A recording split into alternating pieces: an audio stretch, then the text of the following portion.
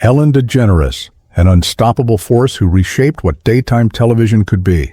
For nearly 2 decades, her show became a daily refuge for millions, filled with laughter, dancing, games, and moments of unexpected kindness.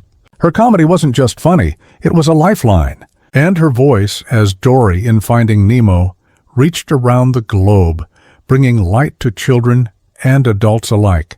But here's the truth. The higher Ellen climbed, the more intense the spotlight became. Admiration grew, but so did criticism. She became that rare cultural figure who was both adored as a pioneer and scrutinized as if she were larger than life. Now at 67, she faces storms darker and longer lasting than those she's endured before. So what really sits behind the smile that once conquered America? To understand, we have to walk back through her story, completely and honestly. Ellen was born on January 26, 1958, in Metairie, Louisiana, into a modest middle-class family. Her dad, Elliot, worked in insurance. Her mom, Betty, ran the home. Ellen was the youngest of 2 children, with her brother Vance eventually finding his own way into entertainment. But in 1973, when Ellen was just 15, her parents divorced. The family split in 2. Vance stayed with their dad, while Ellen moved with her mother to Texas. Behind the walls of that new house, Ellen endured something no child should ever face. Her stepfather violated her trust in the most devastating way. At the very same time, her mother was battling breast cancer. Ellen, desperate, turned to her mom for help. But Betty, frail and fighting her own illness, couldn't bring herself to believe the unthinkable. The disbelief cut deeper than the abuse itself, leaving Ellen with scars she would carry for decades, and Betty with a guilt that would haunt her later. Out of that silence, Ellen learned how to survive. She masked her tears with humor.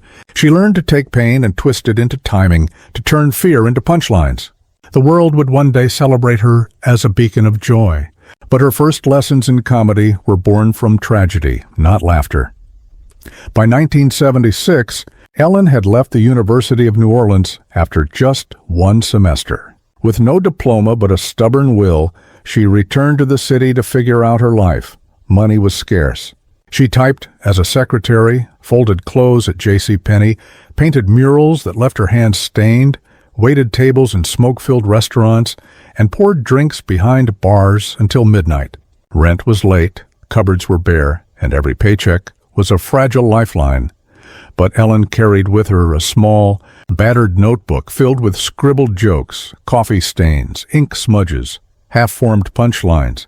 At night, in a tiny rental with peeling paint and a buzzing lamp, she rehearsed in front of a cracked mirror. Sometimes her only audience was a pet. Sometimes it was just her own shadow.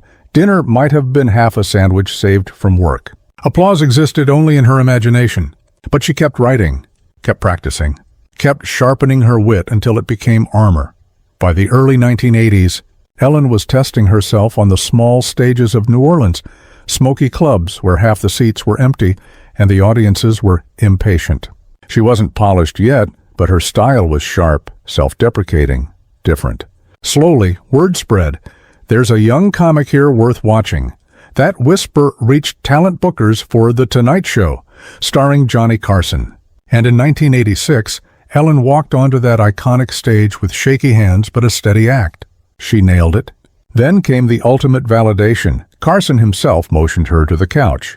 Very few comics received that invitation. It was the gold seal of approval. In that moment, Ellen wasn't just a survivor. She was a star on the rise. By the mid-1990s, Ellen had built enough credibility to land a sitcom simply called Ellen. For a while, it seemed like the crown on years of hard work. But in 1997, she made a choice that would change both her career and television history. In the famous Puppy episode, Ellen's character came out as gay. Off-screen, Ellen herself came out too. It was groundbreaking. It was courageous. But it was also dangerous. Backlash came fast. Advertisers fled, ratings dropped, headlines turned cruel. And by 1998, the sitcom was canceled, not because Ellen lacked talent, but because culture wasn't ready. Overnight, she went from primetime star to industry outcast. Still, she didn't quit. She took whatever work she could find, Voiceovers, small gigs, guest spots, waiting for her moment to rebuild. That moment came in 2003, when the Ellen DeGeneres show premiered. What started as a gamble became a phenomenon. For nearly 19 seasons, Ellen redefined daytime television. She danced through the aisles, gave away prizes, spotlighted ordinary people, and brought millions daily comfort. She won dozens of Daytime Emmy Awards. Outside the show, she voiced Dory in Pixar's Finding Nemo, 2003, and again in Finding Dory, 2016. She hosted the Emmys, the Grammys, even the Oscars, blending wit and warmth in ways few could match, and in 2016, President Barack Obama placed the Presidential Medal of Freedom around her neck. The same honesty that nearly destroyed her in 1997 had become the cornerstone of her legacy. But in 2020, as the world sat in lockdown, the internet turned on her. A comedian's tweet, half joke, half jab, invited people to share mean Ellen stories. Replies flooded in. Some were petty, others were serious. But together, they painted a picture that clashed with her "be kind" mantra.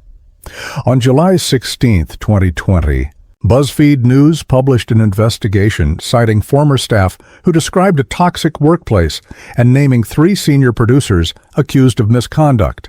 Warner Media launched an internal review, and the executives were removed. When Ellen addressed the controversy that September, she said, "I take responsibility. This is my show. I am Ellen DeGeneres." For some, it was accountability. For others, it fell flat. Ratings dropped by more than 1 million. Sponsors cooled. While stars like Katy Perry and Kevin Hart defended her, others, Brad Garrett, Leah Thompson, confirmed the stories. By May 2021, Ellen announced that the Ellen DeGeneres Show would end after its 19th season. The final episode aired in May 2022, with Jennifer Aniston, her very first guest, returning to close the circle. Applause rang out. Tears fell. But the goodbye was complicated, equal parts celebration and regret. Ellen's personal life carried storms of its own. In 1997, after coming out, she walked the red carpet with actress Anne Heche. Their love was bold and unapologetic, but costly. Hollywood recoiled. The tabloids circled. By 2000, the relationship ended. Ellen retreated into silence, and Anne endured years of very public struggle until her tragic death in 2022 at just 53.